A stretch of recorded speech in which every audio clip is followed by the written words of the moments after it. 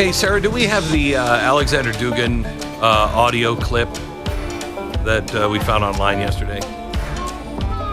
Aleksandr Dugin, if you don't know who he is, real dangerous person out of Russia. He's Putin's brain. He's the guy who came up with the strategy in Crimea for the takeover. He is a religious zealot, although he is, I believe, atheist. Am I right on that?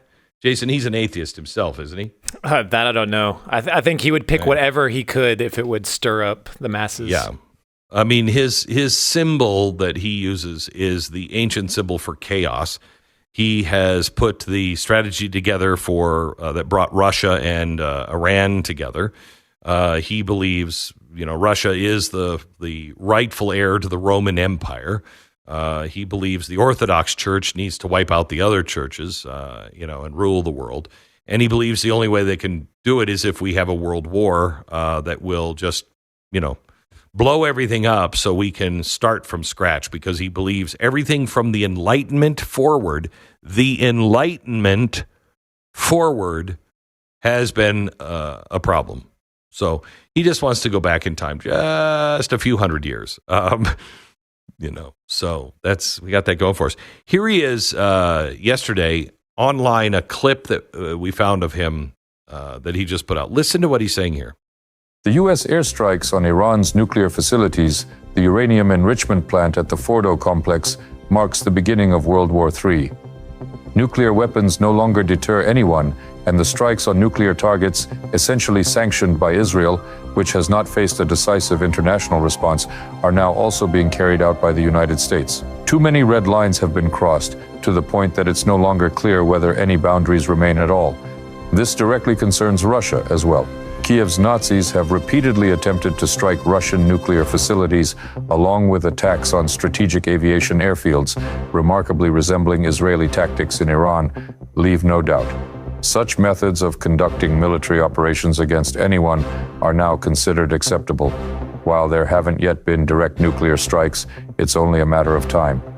The Pandora's box of nuclear weapons has been opened. The metaphor of the gun from Anton Chekhov's plays has often been applied to nuclear weapons. If in the first act you hang a pistol on the wall, then in the next act you must fire it. Otherwise, don't hang it there. The gun was hung in the first act, which was the Cold War. Now they are starting to fire it. And this is inevitable. All weapons invented by humans have eventually been used. Sergei Karaganov has been warning about this for a long time, but many dismissed him as an alarmist or someone who makes a mountain out of a molehill. He was simply warning of the inevitable. Okay, I want to get to, that's from the Sputnik Network. I want to get into the production value, which is a very important thing that we're going to talk about here in just a second. But first, Jason, what is he saying here as a military and political affairs for global politics? He's sounding to me like he's saying nuclear war is inevitable now because the United States is just going after everybody and there's no rules anymore. So here we go, nuclear war. Am I reading that right? Yeah, I mean, his point is kind of convoluted because he's trying to make the point that nuclear deterrence does not matter anymore because we struck a country and I guess eliminated their nuclear deterrence. But the problem is Iran doesn't have a nuclear deterrence right now. We're trying to stop them from having a nuclear deterrence. So he's kind of shoving that in a little beforehand. Basically, Dugin, in the meta of what he believes, he's very, very pissed off because Iran was very integral into Russia's overall plans of establishing what they call the multipolar war. And basically their little axis of resistance. Explain what a multipolar war is. Well, you'll hear them talking about that a lot. Actually, it's they don't want to see the world dominated by the United States as it stands now. They want to see what they call a multipolar world where there are multiple different powers within the world that are controlling their spheres of influence. Now, even that is full of crap. There's multiple layers of crap in what Dugin says, but but even that is loaded because what they want is their multiple polars within the one big polar that controls the world. So to them, it is Atlanticism versus what was theirs called? They're the people of the sea. Yeah, we're the people of the sea, and they're Eurasia. Right. Eurasianism, and that's who they think has the God-given responsibility to control the world, towards the end times. But yeah, his point is very, very convoluted, but it's mostly he's seeing it unravel before his eyes with what's going on right now, and he's not too happy. He is he's extraordinarily dangerous because he does believe in the end times, but he believes in it the way that the Iranians do, that they can hasten it. He wants to hurry it up. Yeah. Let's hurry up. Let's burn the whole world down because then good things will happen. It's like, not sure that's what Christ meant, and he's like, hey, watch for these things.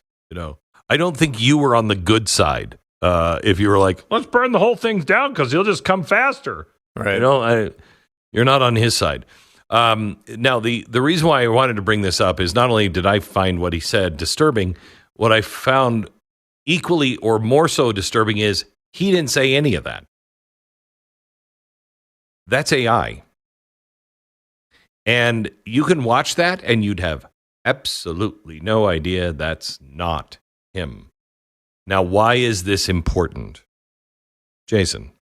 Well, before, only crackpots were really listening to Dugin. He would have to broadcast in a very, very thick Russian accent to crazy people on college campuses, and he would get sanctioned, and it was a big deal. Now he doesn't have to have the creepy Rasputin look with the creepy Rasputin-like voice and freak everybody out. Now he can just use AI and preach to the masses and sound very, very sane and very, very competent, which is crazy. Yeah, notice sometimes he's hard to understand. He's got a heavy Russian accent. Notice he didn't there. And that can be translated now into any language, and it will be in his voice, and it will sound just like him. Yeah. And so now he can preach to the entire world. Now, dangerous? You bet. However, we have that ability now too. Or, without saying too much, we will soon. To where everything can be in any language you choose. Any language you choose. Yesterday I told you about the torch that we're going to concentrate on education. That's not the only thing we're going to be doing. This show is going to be able to be translated into any language in the world. You'll be able to translate it, clip it, send it, and it will have me speaking the language as if that's almost my native tongue with an American accent. And we don't do that to fool anybody. We're putting things together that are watermarked, so you will know what the difference is between really me and AI me. And I highly recommend that everybody who is involved in AI does the same thing. Make it very clear that this is AI or AI assisted. Some ethics should probably go around, the whole AI thing. But not only that, but what I told you yesterday about our founding documents, we have worked a very long time and spent a lot of money. I mean, we have purchased 2 of these enormous scanners that scan everything. They take a picture of any page.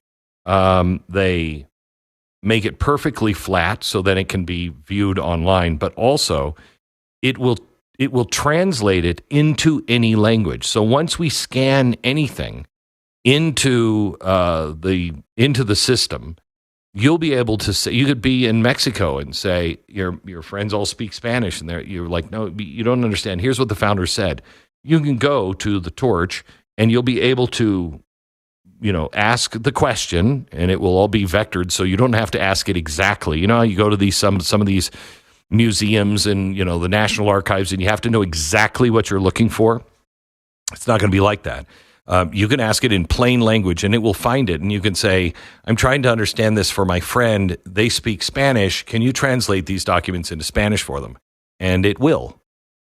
We are on the verge of radical advancement And we cannot allow the left and the bad guys to dominate. There is a period of time, it could be a very short period of time, I don't know.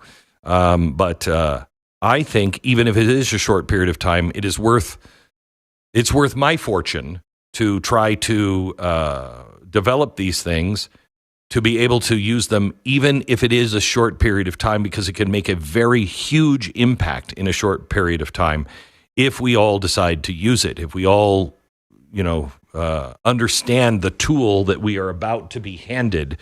It is the most powerful tool. I was just talking to somebody who is probably one of the, wouldn't know how to describe him. He is, he's probably one of the more influential people in media of all type.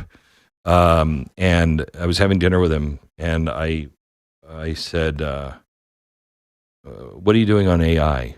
And he said, I'm not sure. It's the most powerful tool ever invented. And he said, it is going to transform things, but it also has the power to absolutely destroy. And I said, you're right. And I said, I told him what I was working on. And I said, I think we have a short window here. And, if we're lucky, it doesn't destroy everything, because we can make an impact with it. But we cannot stand on the sidelines and let others just dictate, history to our kids, because the left is now teaching history and using AI, and they're going to do that. And you can't trust, I asked ChatGPT for some help on some research over the weekend, and it came back with garbage, absolute garbage, because it was beyond its parameters. Can't say those things, can't research those things. I can't tell you the truth about Islamists. I can't do that. I can't tell you what's really happening in Europe, because, and this is almost a quote, because it could be used to distort what's really happening. It could be used. Anything can be used to distort what's really happening. Why are there no go zones there? We cannot allow this to just be owned by the left, because Dugin is using it. We must find really positive ways to do it and use it ourselves. Look what, Jason, if you look what they were able to do with Dugin, just imagine they can have, look who the mayor might be in New York City. They could have a real looking Karl Marx for curriculum, teaching in a childlike way communism. They could easily do that today. I mean, Jason, do you remember what I told you in January? One of the first things I want to launch with? Yes. Yeah. You hopefully will be able to do this by January. If not, it'll be a few months past. I can't tell you now because, but I hope to launch with something that will be so jaw-dropping, and you will see the power of AI, and you will understand its if it's used for evil, how evil and how fast will be swallowed up, or how it could be used for good and how fast and how quickly we can heal things. But anyway, we're going to ask you to join us on the torch as we approach January. We'll give you more details, but sign up to be the first to know at glennbeck.com. All you have to do is just go there and use the, we'll announce it through the free email newsletter. So just join that now at glennbeck.com. I need a way that we can stay in touch with each other. Do that now at glennbeck.com.